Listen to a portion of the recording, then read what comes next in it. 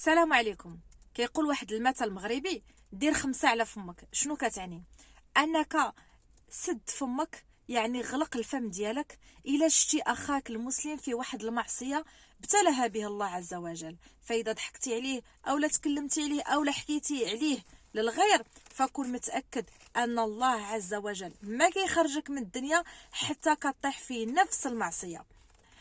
سبحان الله العظيم. شخصيا شفت وكنعرف ناس قاموا بقذف المحصنات. ما معنى قذف المحصنات؟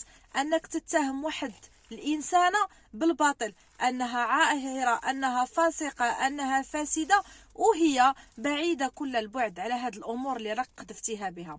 فالله عز وجل دار الزمن وطيح دوك الاشخاص في نفس الشيء اللي هما قذفوا به وتكلموا به على داك الانسانه اللي طيحوا عليها الباطل.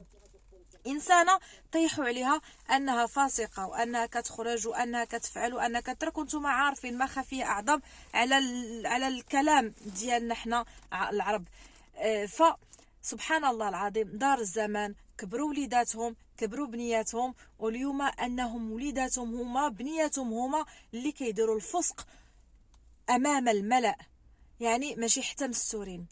هادشي علاش عندك بنيتات، عندك وليدات، سكت، ما تتكلمش في الغير، ولو حتى تشوف بعينك انا داك الشخص راه فعلا دار واحد الغلط، يا سير عنده نصحو يا ديرها.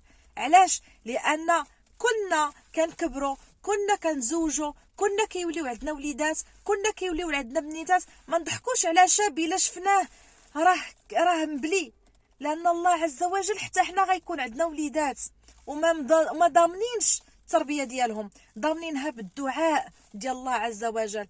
كنا غادي يكون عندنا بنيتات وما ضامنينش المراهقه ديالهم كيفاش غتجيهم، فاحنا تنضمنوها بالدعاء لله عز وجل. هادشي علاش الا شي خوك ولا اختك في معصيه، سير عنده نصحو وقول له كلام طيب وحاول تجرو لطريق الخير، ولكن ما تمشيش تتكلم عليه راه شفت فلان وشفت فلان، وخصوصا الا راك ما متاكدش، ولو حتى تكون متاكد ما تتكلمش على الخير، لان الله عز وجل يقدر يبتليك فراك غير محصن من الاغلاط، راك غير محصنه من الاغلاط، وكذلك الاولاد ديالنا غير محصنين من الاغلاط.